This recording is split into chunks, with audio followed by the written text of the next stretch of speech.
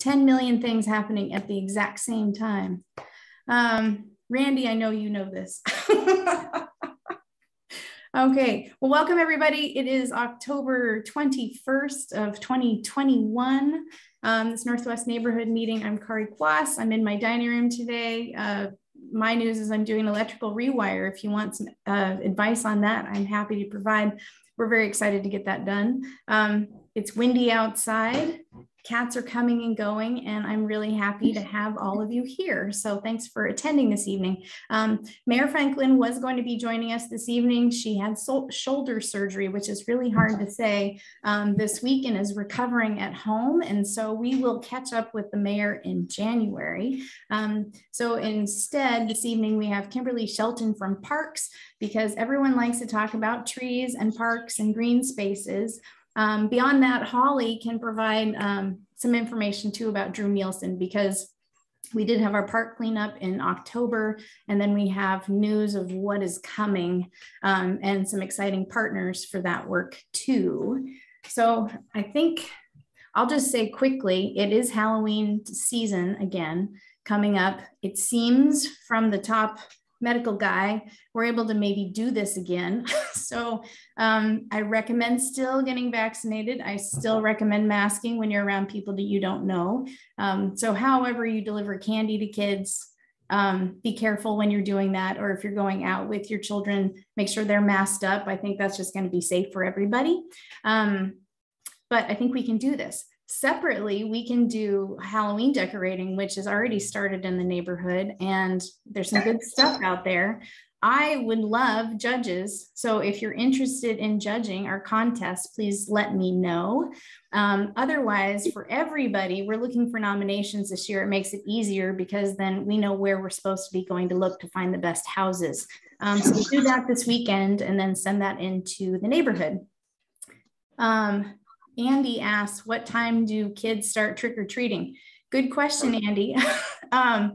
Usually, like dusk is when they start coming out, I'd say, and they're intense. Depending on where you are, there's a lot of them, and they'll kind of come in these little herds.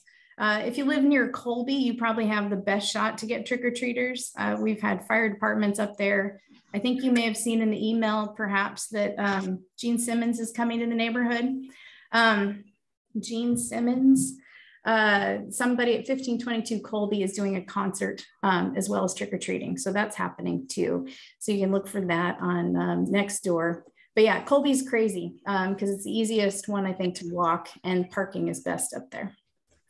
Doesn't mean they won't go other places. I'm just saying they will start and they will keep going, and the teenagers will be the last ones out, probably around 8. So yeah, have fun with that.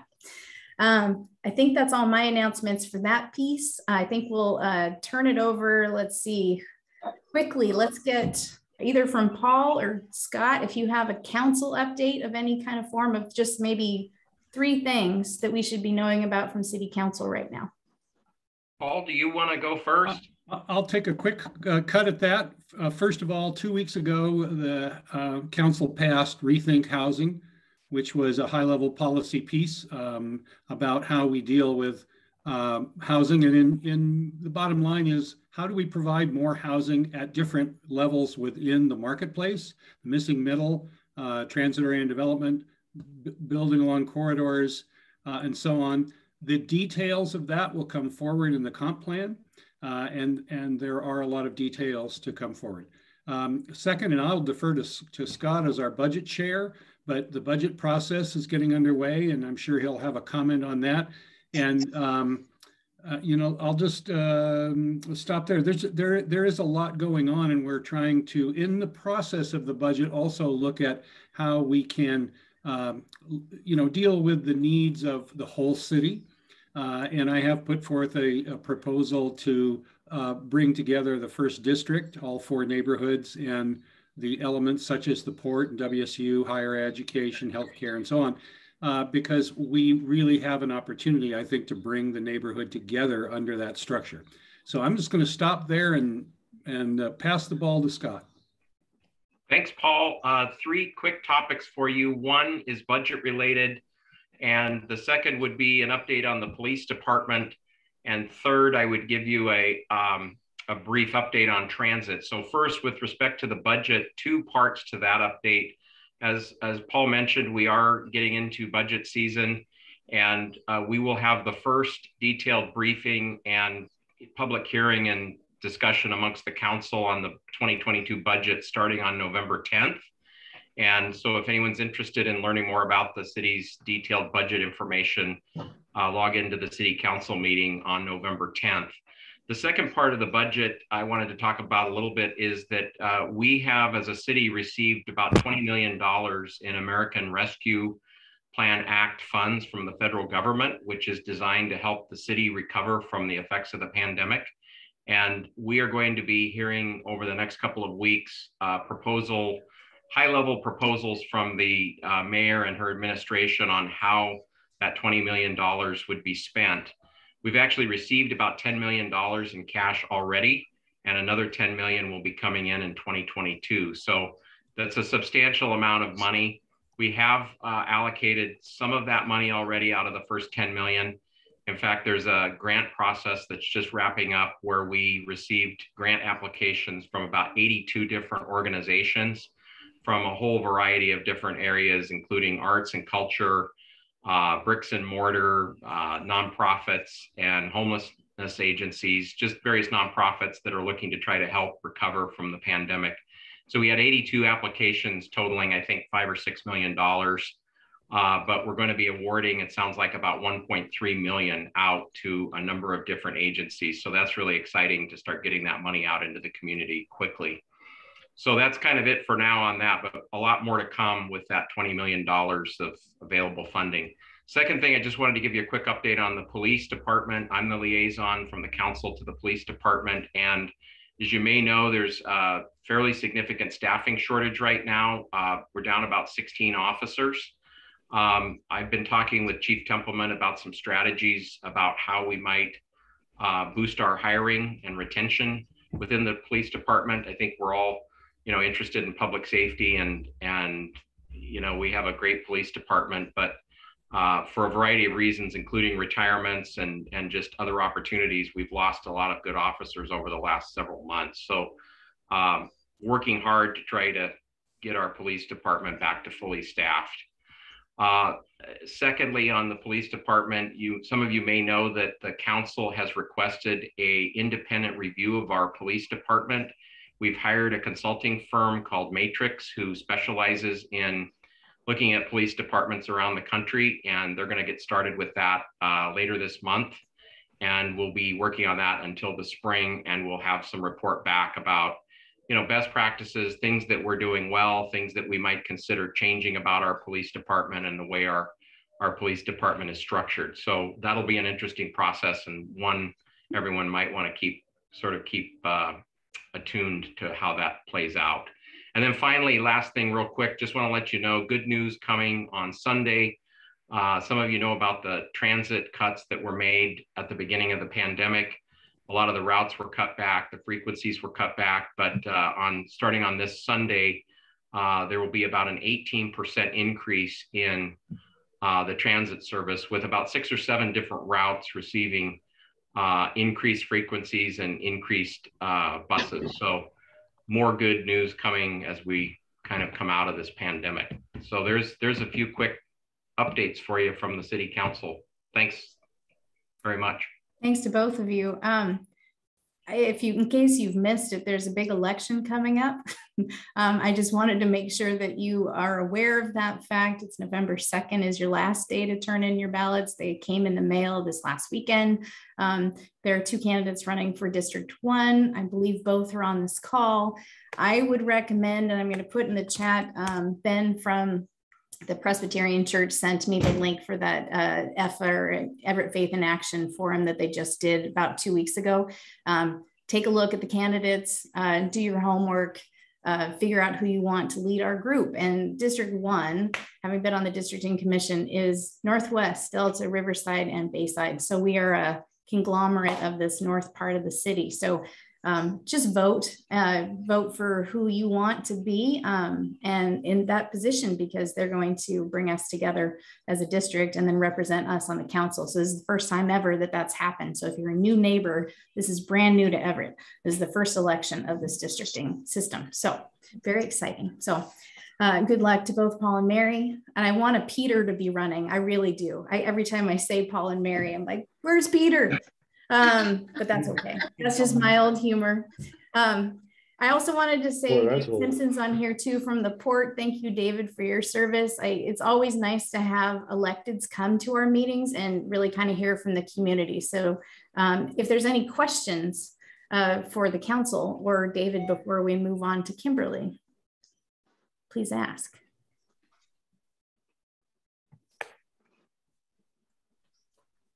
Hearing none.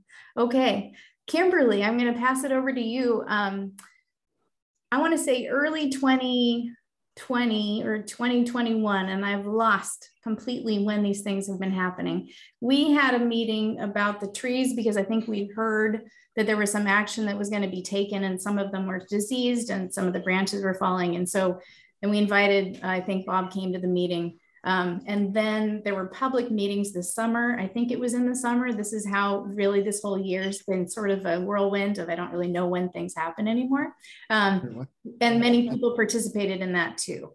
And so I know the other cool thing about parks is that there's been a lot of developments in new parks. Emma Ewell Park is under development by the new YMCA. So there's a lot of cool things that the city's doing to, again, protect our parks and move them forward. So invited Kimberly this evening because the mayor could not be here, and it's a topic that we all love and care about. And then after Kimberly's done, Holly has some information about Drew Nielsen. So Kimberly, I'll turn it over to you. Hey everybody, my name is Kimberly Shelton, and I'm the Assistant Parks Director for the City of Everett. I've been here about 4 years, and I have to say that this year by far has been the busiest year we've had in parks. And so I'm going to share with you several updates, including a little bit of discussion about our next steps with the Colby trees based on some feedback we received this summer. But I wanted to start by telling you about our Parks, Recreation, and Open Space Plan. I have put a link in the chat for you to follow. It takes you to the City of Everett website. And it discusses, well, there's 3 things you're going to find on there. One is a draft of the plan. So this is an initial draft that we're looking for community input on. Now I'm going to warn you, it's 310 pages. And so we don't expect that many people in the community to really read 310 pages. So we've also developed a story map, which will take you through the highlights of the plan. And then there is a link to a survey where we're still continuing to ask the community for input. A couple of really cool things that I wanted to tell you about coming out of the plan is that we have got some work to do in parks around our urban tree canopy. Which I don't think will be surprising. But for District 1 in particular, your urban tree canopy is only 8.74%, which is the lowest out of all of the districts, which was really surprising to me. So we are going to definitely next year be kicking off a big new set of work around developing an urban forest management plan. And it will very much align with the climate action plan, which is all good. And we're going to be working with the community. We have to plant more trees in District 1. So I want you to know that that is a priority for us, which is also really strange when we're talking about these Colby trees as well, because that is a substantial tree canopy there. But I'm going to save that for a little bit later. The other cool thing that we've learned, and I think we all knew there are gaps in access to parks in Districts 4 and 5, and a little bit in District 2 as well. But we have found some really unique solutions through a potential partnership with the Stormwater division and kind of developing some park elements within some existing stormwater parks, or putting some stormwater elements in our existing parks, and creating what we're looking for is that every Everett resident have just a 10-minute walk to a park. And that is our goal. So we kind of highlighted some areas where some work is needed. And you're not doing too bad in District 1 from that standpoint. You've got quite a few parks, and access is pretty good there. But in Districts 4, 5, and 2, it is a little bit, there's a little bit of work that needs to be done. So I wanted to share that with you because that's always exciting to me. The whole idea of doing a plan like this is to come out of it with some action steps that's going to guide our work over the next 6 years. And so we would sure love your feedback about the plan. This will be finalized near the end of the year, and then it'll be presented to council in kind of the January, February timeframe. We need approval of it by March 1st. Of 2022 in order for parks to continue to be eligible for grants through Washington State. And so that's probably enough about the pros plan, unless there's some questions about that in particular. Yes, Holly. Oh, you're muted.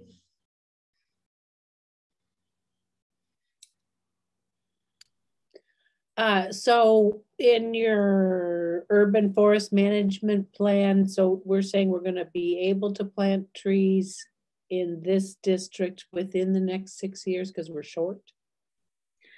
I would say that we are going to have a pretty long range goal of planting about 215,000 trees throughout Everett in order to increase our tree canopy up to 40%, which is a long-term goal.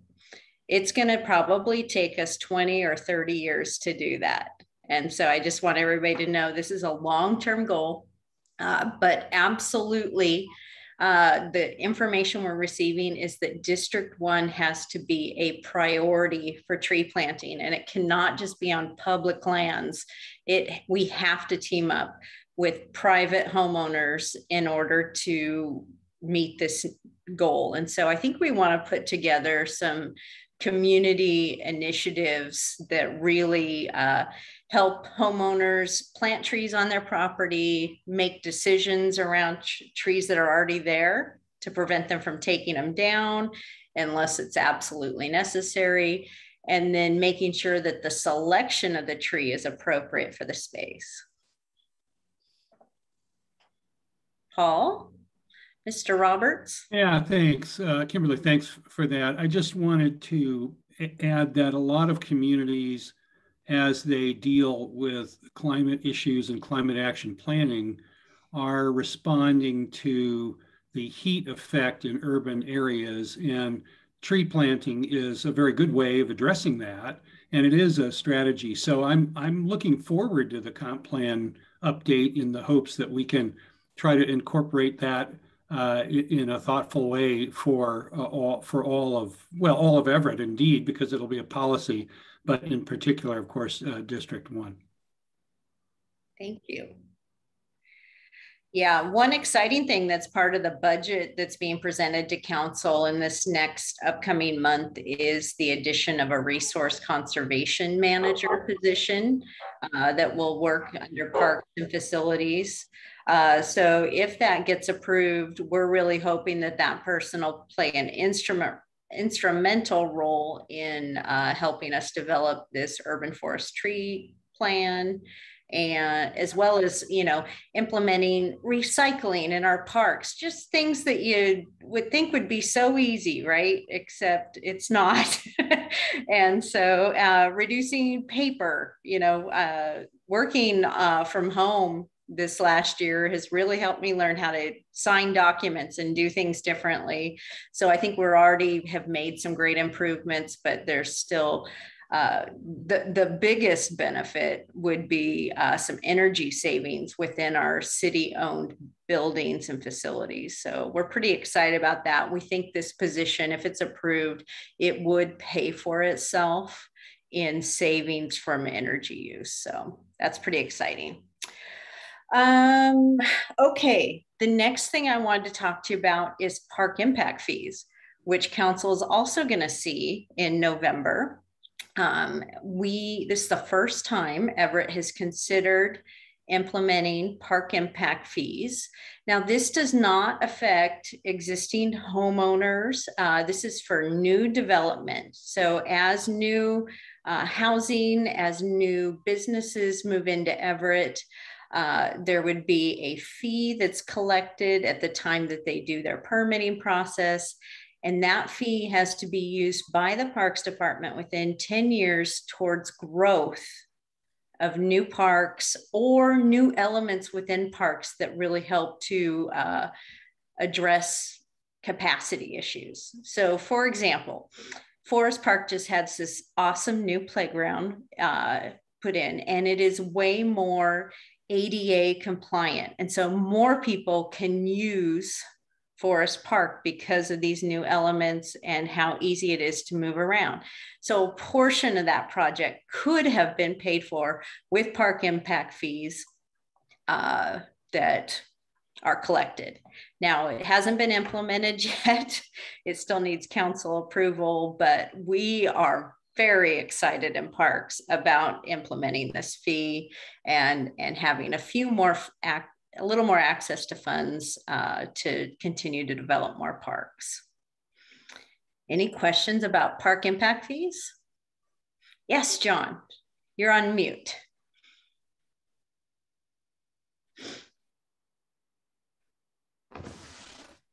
Isn't that going to raise the cost of housing you're trying to promote? It will a little bit, yes, of course, but really the fees are very much in line with what other cities are charging. It's very hard to do a comparison by comparison city to city because some cities charge more for transportation costs and some charge more for their permitting fee. And so there's several fees involved, and park impact fees is pretty common within Washington State, Western Washington. Everett is, besides Darrington, the only city in Snohomish County, I believe, that doesn't have a park impact fee. So we are pretty in line by doing this. And we've received feedback, and the recommendation that's going to City Council is actually only 50% of the needed fee, because there's a recognition that we need more affordable housing in Everett. And so the fee that's going forward is half of what is actually recommended. And there's an 18-month implementation. So people who have projects in the works right now who didn't figure this cost into it would not be affected by it. Of course, I want to just make sure I say that this is all subject to council approval. So it's not set in stone yet. We in Parks, of course, would like 100% of this fee, but we also want to make sure that we don't cause growth to slow down in Everett in any way, shape, or form. So it's a balancing act. So yes. We have to have some council people here. What do they say? Are they going to impose this fee?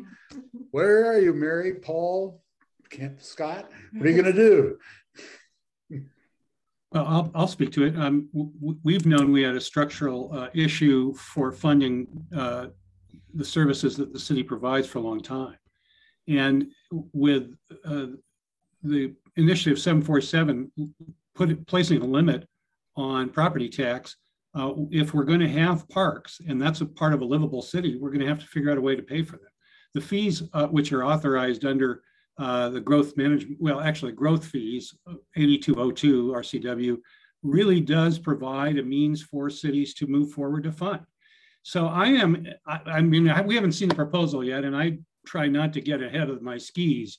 So I'm interested in seeing that proposal, but I think it's a reasonable approach. And I think from what I've heard, and Kimberly has described, it is based on looking at what other communities are doing. So I think it's a reasonable proposal, but we'll see that when it comes before us. But so that's where I'm coming from on it. Is it this council that's going to be doing it, or the next council that's going to see it? Yeah, I'm not sure.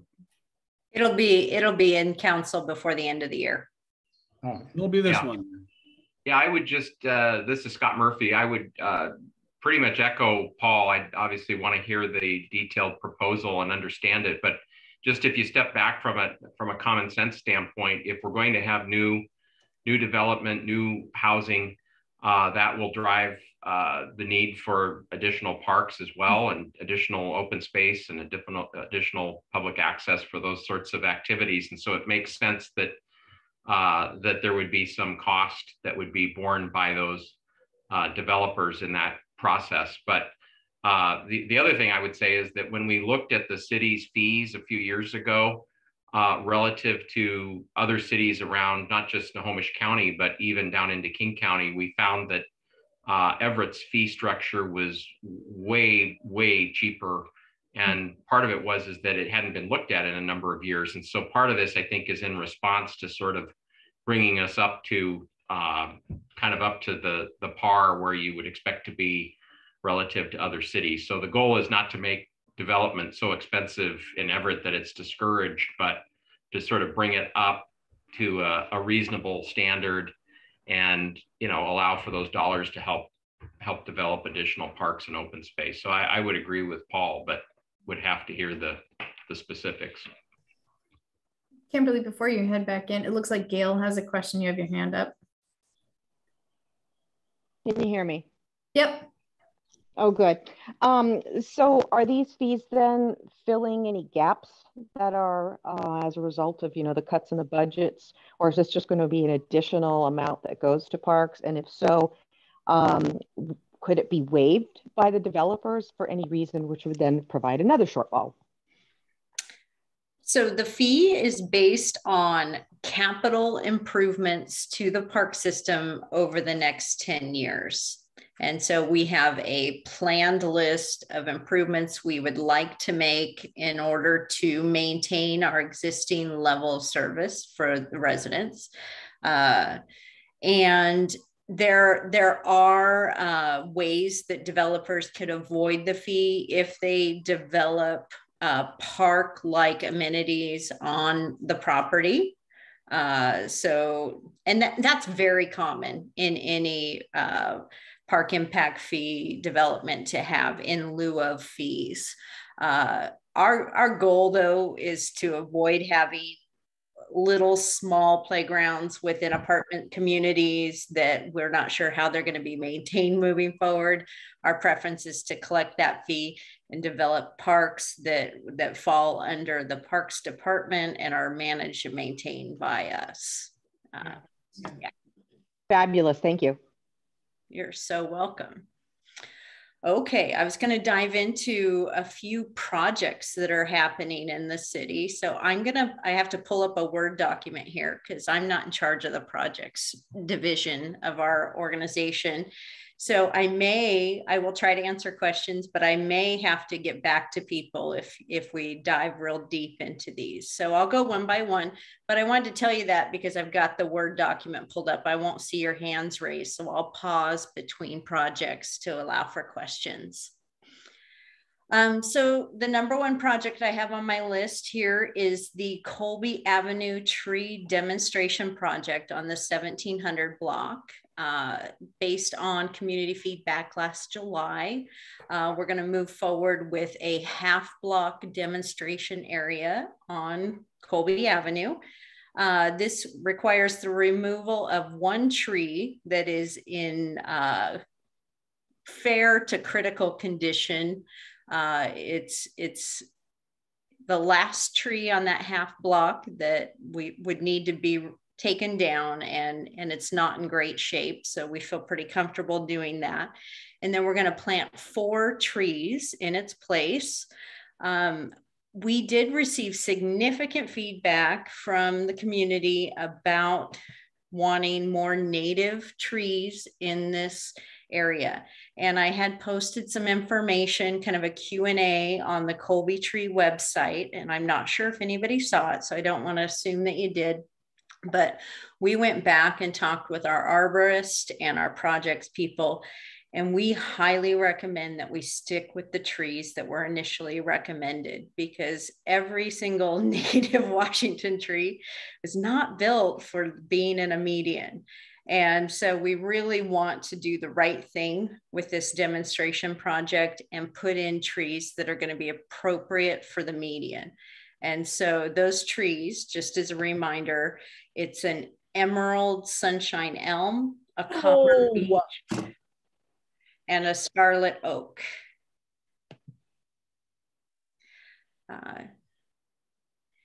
Is somebody upset? Want to say that anything? oak is what's in the park that you said grew fast, and it does not. Okay. I vote no for the elm, and I'll do some research very quickly and make some suggestions for native trees that. What's the problem with what's the problem? Well, we're looking. What does the arborist specifically say that's the problem? It is in the Q&A on the site, and I would just want to own that I am not an arborist. I do not want to say the wrong thing, but some of the characteristics that we're looking at are sight lines, because this is in the middle of a street, and it also, you know, there's intersections involved. We want to look at a well-behaved root system. We wanted them to be substantial shade trees so that it eventually would look similar to what is there existing. We wanted species that don't cause any type of allergic reactions for people. Killer trees. And gosh, and then I think we wanted some beautiful fall color. So, you know, this time of year is just amazing with these trees. And so those are some of the criteria that we were looking for. But feel free to look at the Q&A, and Holly, I think we have each other's email addresses. I'm happy to connect you with the arborist and our projects team who are really kind of standing behind the initial recommendation. But we had kind of hoped to do this demonstration project in this fall, but it was, you know, I'm sure everybody's hearing about these supply chain issues and are bored to death with that storyline. But we were having trouble finding substantial trees to plant this fall. And so we are working on that, and we have a plan to do that during the best planting season part of this spring. And so this demonstration area is step one in a pretty significant process.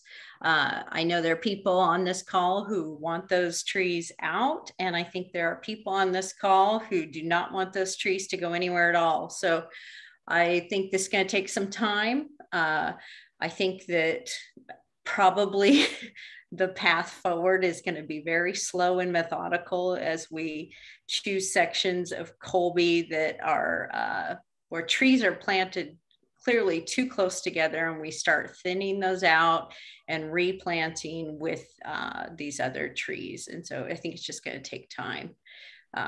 So questions about the Colby trees? Yeah. So Kimberly, I had a long conversation with a neighbor yesterday who couldn't come this evening. And so I'll give her your information. But I was explaining, I think, that element of it, that this is not like the trees are going to be raised and then we're going to plant. It would be a intermittent as we have money and time, and it may take decades to replace all of them, is kind of what I remember from the meeting in July. So you can correct me if I'm wrong on that, but this is not an immediate thing by any stretch of the imagination. Yeah, it's so hard, because I know that there's people on this call who are ready for these trees to come out on their block, and there's people who feel the exact opposite. And so I hope, if nothing else, I can just get a little sympathy for the position we're in for this median, which, by the way, are not in a park. I don't know how parks inherited this, but I'm trying my best to navigate this and find a solution for our residents in Everett. I just want to honor the beauty of these trees and how amazing of a 9-block area this is. But I feel for the residents who are allergic to the stuff that comes off of this. There's massive root invasion by these trees, and it's such a challenging issue to solve, because part of me honors the history of these trees. Many of you grew up running along that path. I've heard stories about that, and so it's challenging. Well, you're doing a great job. Well, thank you. Thanks for the sympathy. I sure appreciate that. Well, it's a big project, and it is. There's a lot of moving parts, but I don't know for those oaks, for whatever we put here 5 years ago are no go. We don't need to demo it. They're right there. You can see what they don't do. Yeah. I'll report that my wife tells me that 40 years ago, they came in and leveled that whole boulevard and put the trees in that you're dealing with now. She was here to watch it. Yeah. Interesting. So be careful. Maybe it was even 50 years ago. Maybe 50 years ago. I thought the trees were like 70 years old, but I haven't been around Everett that long. And so Barb has. Yeah. Barb, I'd love to pick your brain sometime and hear the history of this, because people ask all the time. And I think it's important to know the history of it as we navigate this moving forward. So I think just older residents don't want to see another leveling of the whole I know. forest. That was awful. That was just. Well, I can assure you that we have no intentions of leveling the whole block and starting over. That is not the approach of our director, Bob Leonard, and we don't even have the funds to do that. So it's just it's not going to happen. But I think there are areas that are desiring other species be planted, and I just want to acknowledge that as well. Okay, so some other projects happening in parks. I've got kind of a long list, so I'm going to start running through these a little bit quicker, and they are not all in District 1, so I want to just kind of update you on citywide. Doyle Park, which is in the Port Gardner neighborhood, is undergoing a playground replacement that's going to start this fall, which is pretty exciting because this was on school district property, but it's a city park. And so we have partnered with the school district in order to be able to use capital dollars. And it is very exciting because that playground is significantly well used. Is that a nice way to put it? So we're excited to move forward on that project. There's also some tree issues there that we're trying to navigate. Public Works has been kind of unleashed to navigate that, as there's some sidewalks that have been pulled up because of tree roots, shocker. And so we're navigating that as well. Eclipse Mill Park is the park that you see from I-5 down on the Snohomish River. It is going to be starting next year, 2022, with an anticipated completion date of November. That, of course, I want to just preface, hardly ever do we finish a park on time because it's so weather dependent and there's so many things. But what's really excited about this Eclipse Mill Park is that the developer down there is building the park, and then they will hand it over to the Parks Department. And what's really cool is that we are hoping that we will be able to put in a dock out there that will give some nice access to the water for people interested in kayaking. It would be more personal device or flotation things, not a big boat launch or anything like that. So any kind of water access that we can add in Everett is a huge win. So, and I think our finance director has found some free money to do that. So that's even more exciting. Let's see. The Edgewater Park renovation. If you have driven down Mukilteo Boulevard as you are about to enter Mukilteo, there is a bridge you go over. That bridge is going to be undergoing construction, and they're going to use the existing park that's near there as kind of a equipment storage location. And then once the bridge is done, we plan to renovate that park very nicely, and that'll be in 2023. But the bridge closure and everything is starting very soon. And so you should be prepared for that. I'm not quite sure how this Boeing traffic is going to move through Everett now with that bridge closing. So just wanted to give you a heads up about that. The Emma Ewell Park near the YMCA in, I think that's the Cascade View neighborhood, is about 40% complete. We anticipate that being done in 2022, very early on. And that is really exciting because that is in a park deficit area. And so we're pretty excited to bring that online. It's going to have a nice little walking path, a playground. It's a neighborhood park, so no restrooms and no huge parking areas at all, but it'll be a nice little 1-acre park for that neighborhood. I should pause and see if there are any questions about those projects. All right, keep going. I hope I'm not boring you all to death. Forest Park went through some pretty major renovations on our sport courts. That was a grant we received from Washington State. It's called a Youth Athletic Facility Grant. And we used that to make some renovations at Forest Park. We're going to be doing some sport court renovations at Howarth Park. And we also did some at Legion, which hopefully you've seen. The tennis courts have been resurfaced there, which is really exciting when we can use a grant to do that important work.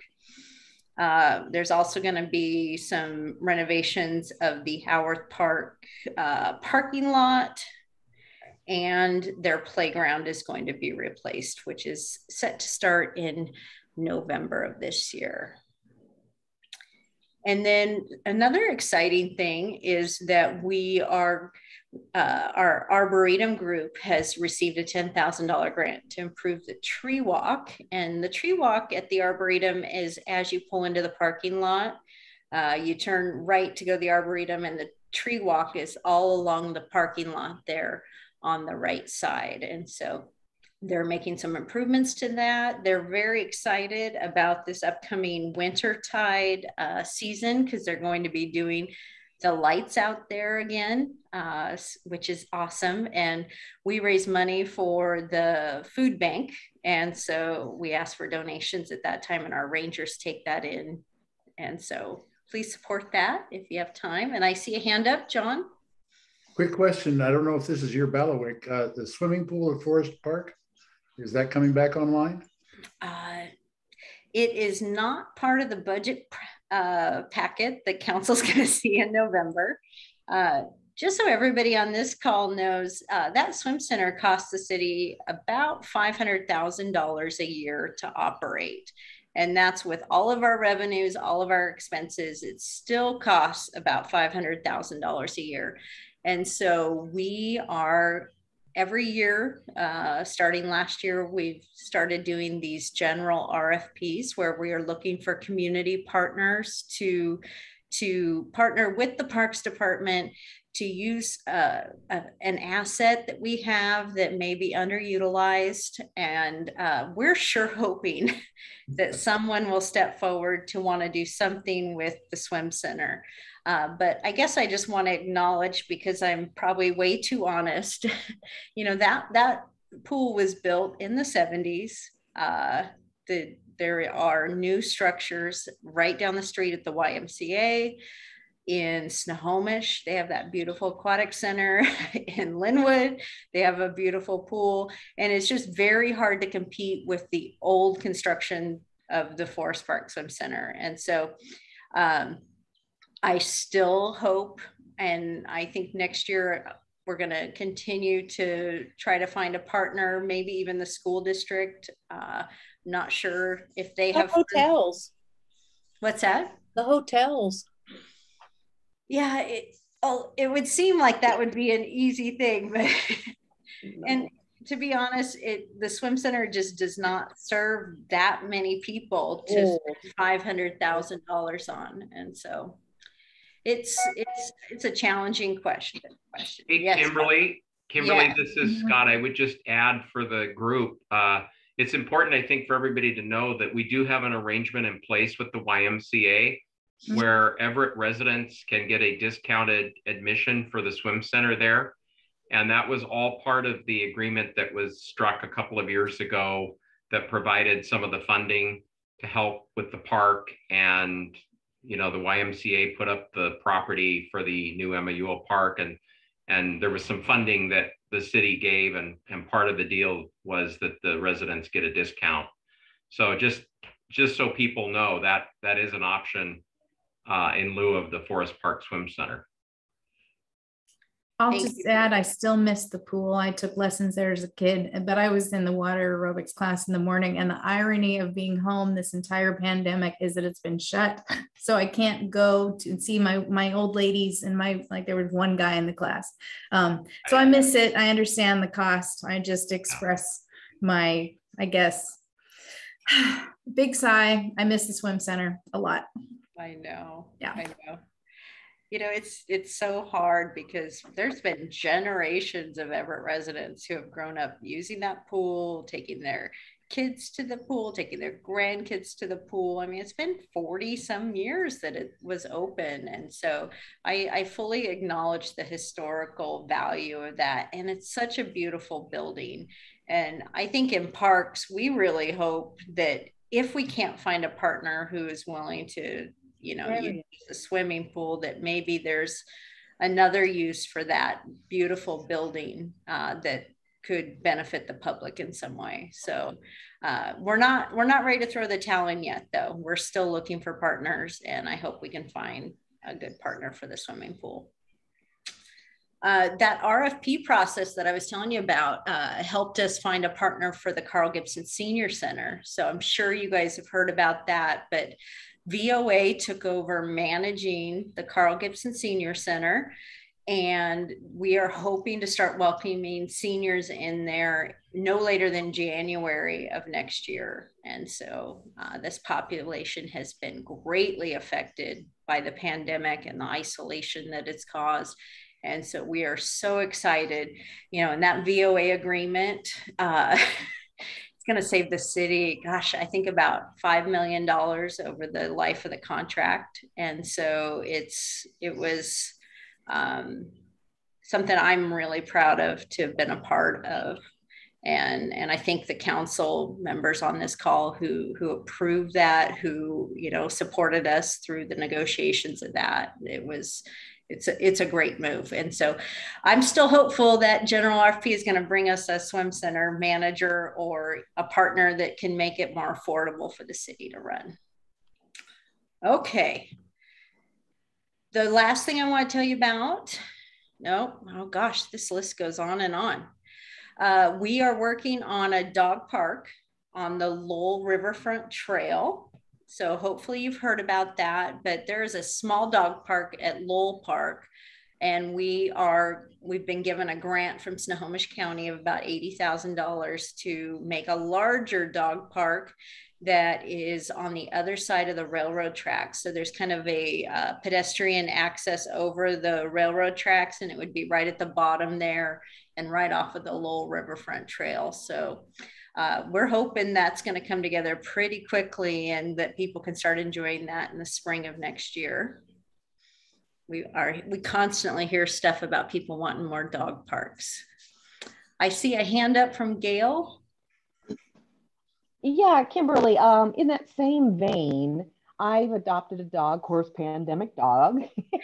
And my question is with regards to the cleanup that doesn't happen in parks areas. Who's responsible for installing the poop bag dispensers and then the trash cans for cleanup in parks? Me. I mean, I'd love to pass the buck, but I created the garbage service plan. And so, you know, we put in trash cans and doggy bags at dog parks, but we've pulled a lot of trash cans out of a lot of parks over the since the pandemic hit. And we've been using a lot more dumpsters to be a central gathering location, which is not extremely popular, but has been so great on improving our employees' safety and health.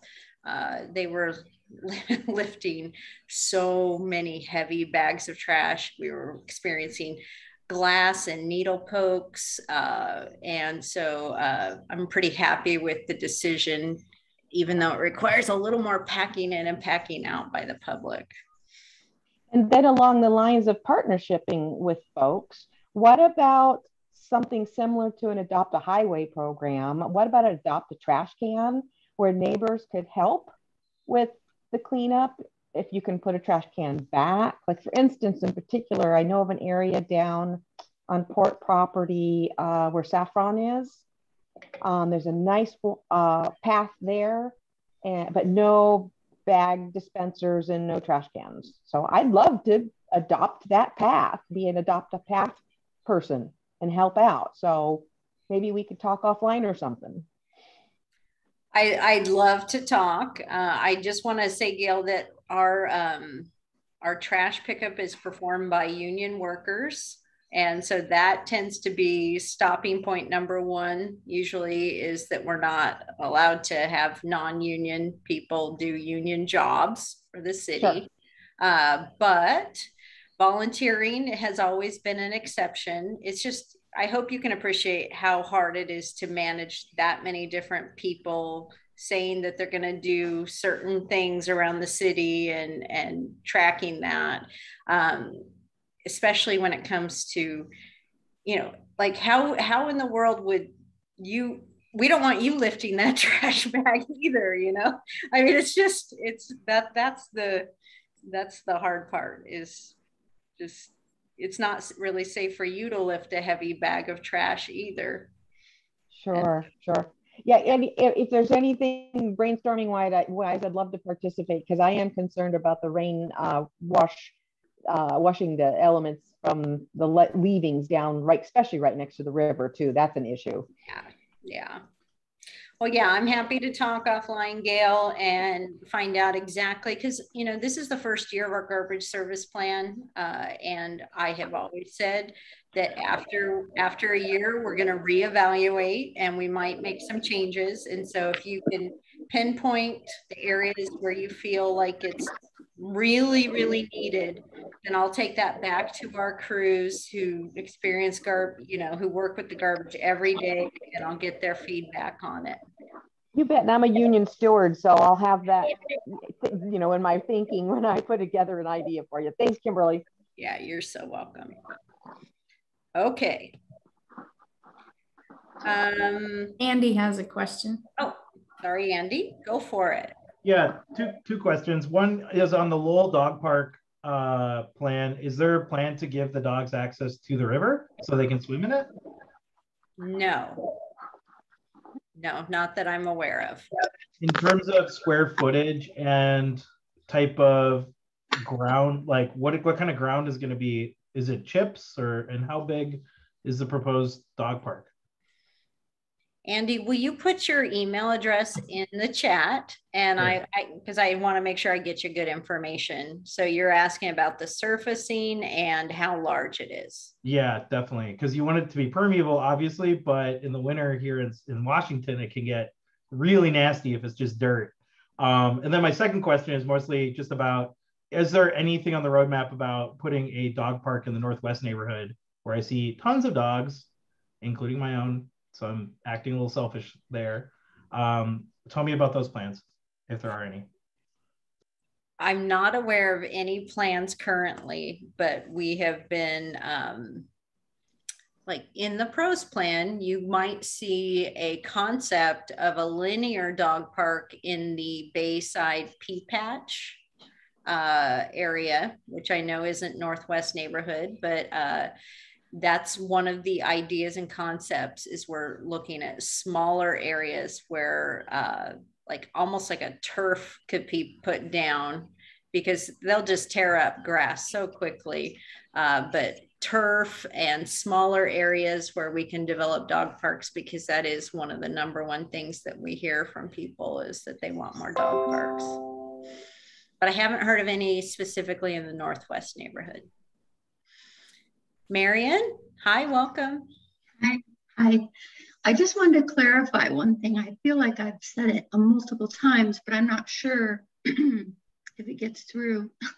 And maybe my voice is giving out again when I speak at this time of night. And I guess this is probably for Mr. Sweeney. No one's saying that anybody's allergic to the trees. You keep using the word allergic or have allergies to the trees. The trees are just a lung and skin irritant, period. The sycamore hair, that's the problem. I'm not allergic to the trees, but they're a real irritant to me. I don't have allergies. Me and lots of my neighbors.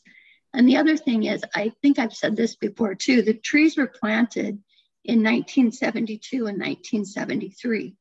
It's when I graduated from high school in 1973. And I've talked to lots of people, and I don't ever remember there were any trees in the middle. It was a median with grass, because we used to all play ball out there. Kids played in the median. There wasn't as much traffic. And to the best of my recollection and people that I grew up with, there were never trees there before. And they planted those trees just because they were fast growing. That's the only reason they planted that particular type of tree. And the other thing I'd say about the trees and, how long this is going to take to hopefully replace them. The trees that are really close to the curb, that surrounds the median, they might not be close to another tree, but they're close to the road. And that's the part that really creates all the uproot of the pavement on the road. And those are the trees. I mean, I feel bad for any tree that gets planted in a median like that, because I know it's not really it's like planting trees in parking strips or in the parking strips in front of our house. They're just not very wide. So anyway, I just wanted to clarify that the trees were planted in the early 70s, 72 or 73. So they're close to 50 years old. They were only planted, by all the knowledge I've gathered since I've lived here for 29 years on this corner, that they were planted purely because they were a fast growing tree. They wanted them to grow fast, and they did. And anyway, they weren't chosen because they were the right type of tree for that median. And all the research that I've done, the trees, no other city plants these type of trees in any kind of an urban environment. They're just the wrong type of tree for this environment and for this climate. That's one of the reasons why they have anthracnose, which is the disease they've had all along. It's just because they're made for a climate where it's really a lot colder in the winter, not a wet climate. So anyway, for the people that want to save the trees, they were just the wrong tree planted in the beginning. And, if we want to talk about having an urban canopy that's going to last for generations, I feel like the sooner we get going on these trees, the better, because they're pretty much doomed where they're planted. And it's just a matter of time before they all become either distressed or dangerous. Anyway. Yeah, I will say, based on the arborist report, that only one of the trees is in good condition and the rest are in fair condition. Any that were considered critical were removed in February of 2021. And so they are beautiful trees that are progressively declining in health. However long that takes, I have no idea. Thank you, Marion, though, for your efforts. Okay. Thank you, Marion. Thank you, Kim. Yeah, absolutely. Just a couple more updates. I feel like I'm running long here. We have plans to improve the circumference trail around Silver Lake, which is pretty exciting. There will be some improvements throughout the park to the restroom and playground areas, improvements to the trail that should make it even more enjoyable to walk around Silver Lake. And we've recently, sorry, I'm reading this. There's been some lighting improvements to the Rotary Park boat launch with construction to the boat launch itself starting in February of 2022. And some long-awaited residents in the Madison Morgan area, we're finally getting to some park improvements there that will include a central meeting area, a loop path around the park, picnic tables and benches. So we're pretty excited about that. They've been waiting a long time for those improvements. That's quite an update from parks. Please let me know if you have any questions. It's been a busy year. We've been filling a lot of positions that have been vacant for a while as we kind of navigate some changes to the administration in parks. And also we merged with facilities during the pandemic. And so we have been doing a lot of restructuring. We are hiring more full-time staff, and we're hoping that 2022 is going to be our best year yet as far as service in our parks. And so continue to reach out to us if you have concerns. We kind of pride ourselves on being responsive, even when we don't tell you exactly what you want to hear. We at least get back to you in a timely manner. And so thank you so much for your time tonight. And I'm here to answer any more questions, of course. Any questions for Kimberly? Or any more, I should say. Otherwise, I'd just say thank you so very much. I appreciate the update. It's really good to hear what's going on, and it's nice to see that there's lots happening across the city. I've been taking notes, which I'll post, but I'm really surprised. But I think you said 8.6% is the tree canopy in District 1. Is that what you said? 8.74%. And that is, just so you know, that is from the top down, looking at our tree canopy like from an airplane. We are hoping to do a bottom-up tree inventory over the next 5 years. I think we'll have to kind of do it district by district because it's quite expensive. It's about $4 to $6 a tree. But we want to have a very good tree inventory so that we can continue to grow our inventory. It'll help us manage trees better. And I think we will definitely start with District 1 because the deficit is so much lower than the other areas. So. Yeah, that's very interesting. I also can't wait to hear more about having the help for homeowners, because working for the conservation district, I certainly encourage getting rid of lawn and planting trees and native shrubs and all that stuff. So I'd love to help in whatever way I can to get that, so people change how they're thinking about it. And when they have opportunities, plant the big leaf maple. If you've got the room, man, our world needs those trees. So that's great. Thanks so much for the update. And thanks for the dates. So my brain can go, oh, that was in February and that was in July. That's good. Yeah. No problem. John, did you have a question? Just a quick one. Are elms ever coming back? You say elms? Elm trees. They're out there. Okay.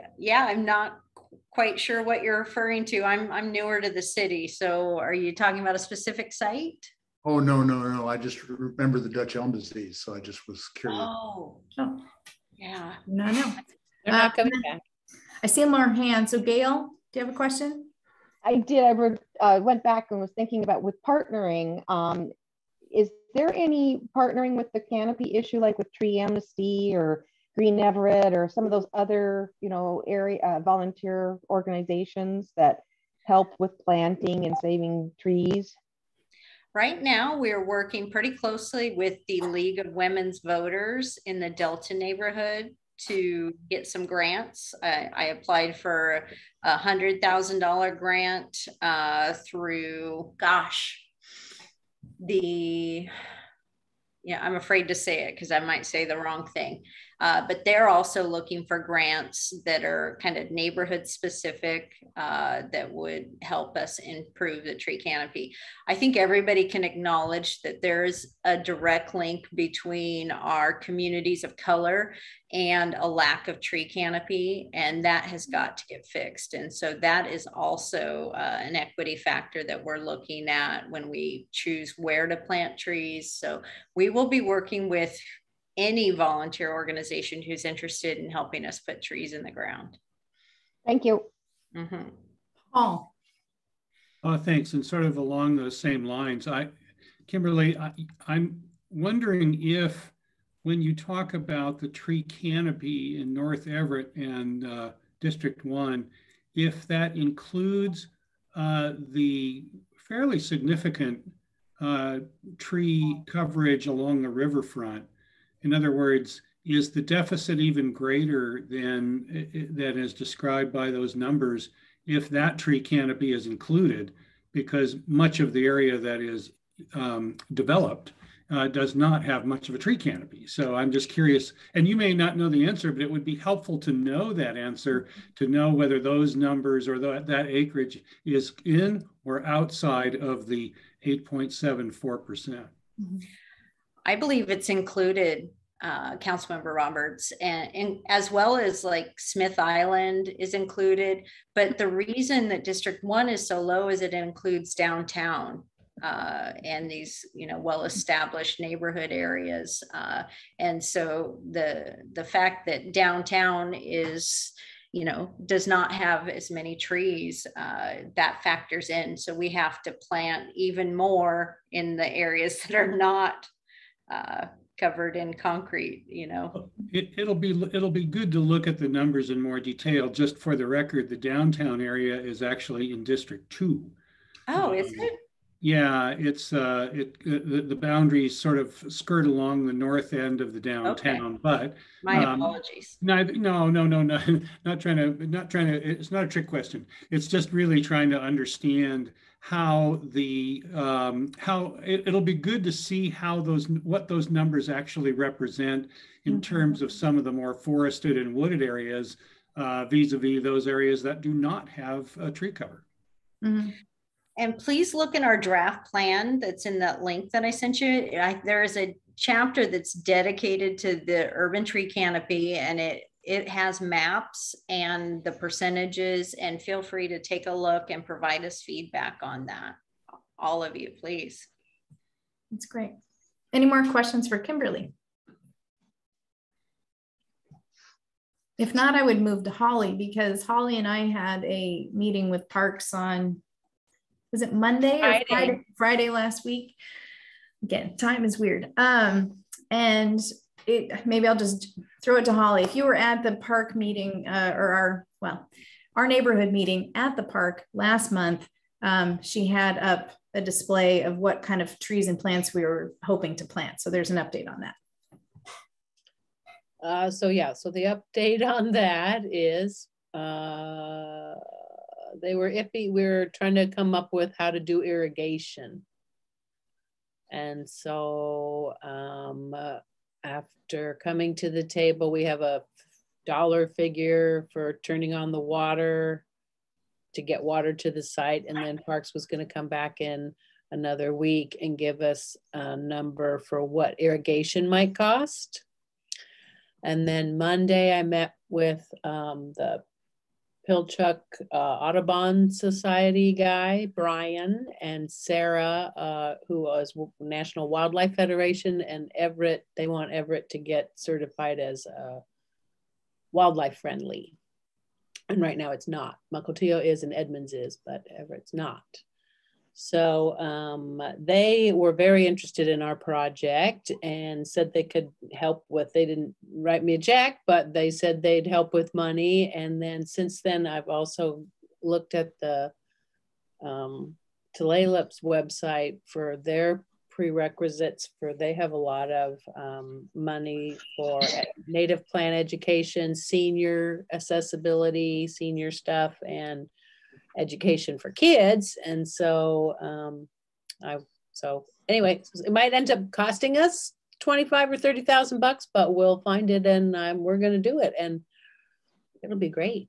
We really do want to add that paved, we want to add a paved path on the inside, because the park will be so nice that you'll want to sit there. So that's that it. Yeah, I think so. Also, that piece of the puzzle won't get done until at least next year.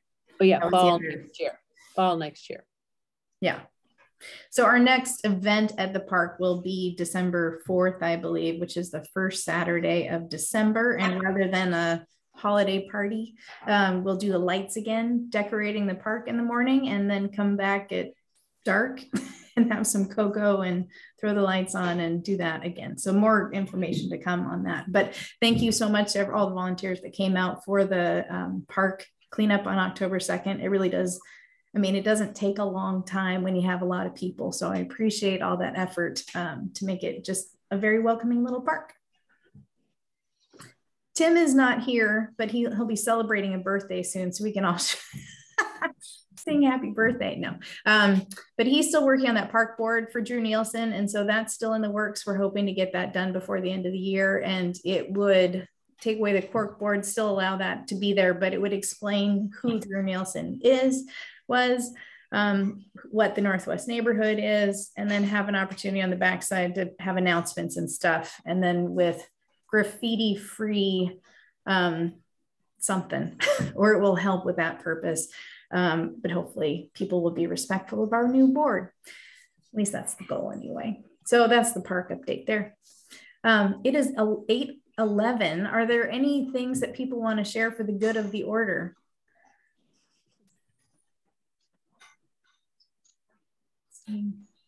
Nods. No. All right, go vote, everybody. Thanks for being here. And November, I think part of that meeting, we will be talking about plans for next year, different things we do with matching funds. I'm really hopeful for 2022. I don't know what we'll be able to accomplish and stuff, bring the cleanup back and do other things like that. Whittier, bike to school day, things of that nature. So we will see how it goes. But thanks for being here tonight. Look to the website, sign up for e-news if you haven't already gotten on there for what is going on. Because I learned at the park cleanup that there's people like, how do I find out about stuff? I'm like, go to the website, hit the little button, sign up for e-news. We send stuff out. I try and make it, you know, what's going on in the neighborhood as well as sometimes in the city. So, and if you have something you'd like shared, send it to me and I will get that out there too. So. Yeah. All right. Yes. Before the meet, I'm sorry, Gail here. Hi, before Gail. the meeting, yeah, you were talking that you wanted volunteers for the judging of homes. Yes. But I didn't hear you mention that in the meeting. Oh, I think, yes. Thank you for reminding. Okay. So if you'd like to judge the decorations, and we do them for Halloween and for Christmas holidays or winter holidays, however you want to phrase that. Yeah, you get to drive around and see all the pretty houses, but I'm trying to do nominations. But honestly, if you want to drive around and see the whole thing, it's fun to do. It's a good thing. Let me know, because we have all the categories and we can point you in the right direction, but you can come up with your own scoring. So if you're interested, let me know, especially holiday, because Halloween's pretty easy, but man, people go all out for the winter stuff. So thanks for bringing that up, Gail. Thanks. If someone else is more experienced, I may be able to tag along and help. It doesn't require experience. I'm going to say that. It takes like 2 hours of your time.